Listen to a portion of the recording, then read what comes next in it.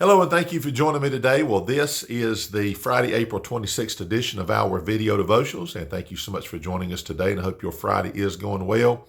It is the end of another work week and school week, and this is the last full week of April, and on Wednesday is going to be May the 1st. Hard to believe, I know, but it will be. But hopefully you've had a good April and a good week, and then a good weekend coming up and a Sunday. So we appreciate you watching, of course, and we'll continue to do these as the Lord allows. But we're in our fifth year now. As of April 1st, we began April 1st, 2020, and now we're starting in that fifth year. And so it won't be long. We'll have 1 month into this new year, as we call it, as far as the devotions go. All right, well, we're going to go ahead and jump into it. Fridays we try to be a little bit more brief. And we're going to finish our series we started on Monday about showers. So today we're going to be in Luke chapter 12. And we're going to begin at verse number 54, and then we're going to switch over and look at the same rendering of that over in Matthew chapter 16. But again, we do appreciate everybody who watches, and of course, as you think about people who request prayer from time to time, take a moment and pray for them if you will, okay? All right, so Luke chapter 12, notice this in verse number 54, it says, and he said, there is Jesus, and he said also to the people, when ye see a cloud rise out of the west, straightway ye say, there cometh a shower, and so it is. And when you see the south wind blow, ye say, there will be heat, and it cometh to pass. Ye hypocrites, ye can discern the face of the sky and of the earth, but how is it that ye do not discern this time? Yea, and why even of yourselves judge ye not what is right? So of course he's talking about a shower appears, and usually it comes out of the west. Our weather usually comes out of the west, and again, you can see that, especially this time of year as we get a little bit hotter. You look back toward the west, and you see these dark clouds begin to move in. And you say, boy, it's going to be some rain, so some showers.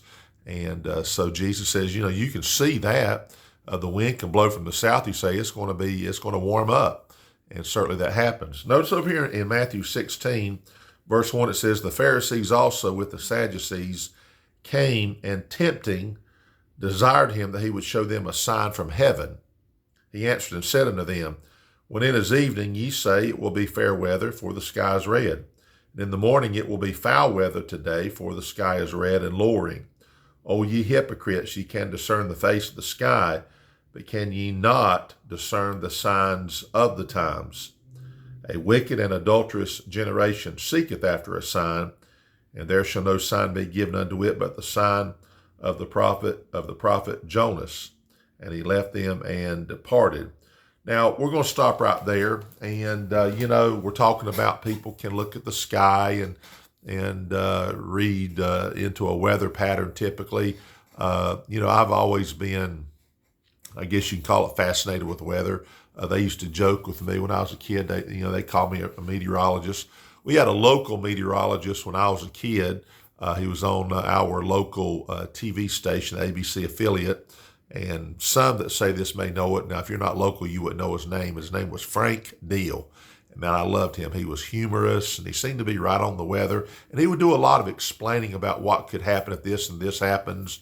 And so I learned a lot of kind of weather from, the terminology that was used and all of that. So the weather, of course, always been something I've been fascinated with. A lot of people are, and people enjoy the weather. But you can tell there's certain things that happen. Like when a cold front goes through, the wind usually shifts from the north, from whatever direction it's been coming from, to the north or northwest. And, you usually get a cooler, drier air. Now in winter, that's especially the case. But the point I'm making is the Lord said, look, you can look and you can tell basically the weather for the most part by these things. He says, but you don't have that about you that can discern the signs of the times. In other words, you're very unaware of what's going on. And I think that's because of, obviously, their lack of spirituality. He even said, the wicked seek after a sign. They want signs, but they can't discern the things that's already available to them that the Lord has provided. So that being said, we think about the second coming of Christ, and we know he's coming. Now, we don't know the day. We don't know that. but we can look and see that God says there's some things that will happen. There's some things right up to. And many of us today, we look at our conditions and say, boy, the Lord's going to return soon. He is going to return soon. And we know if that was a fixed date that the Lord has in mind and had in mind, then we know we're closer to it. Then we look at conditions and say, wow, and I get that.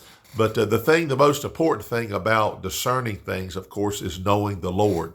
You know, the Lord is the one who provided the weather. So we look at that. God provided, going back to that red in the morning, a red sky usually means you're going to have some wet weather soon that day, perhaps.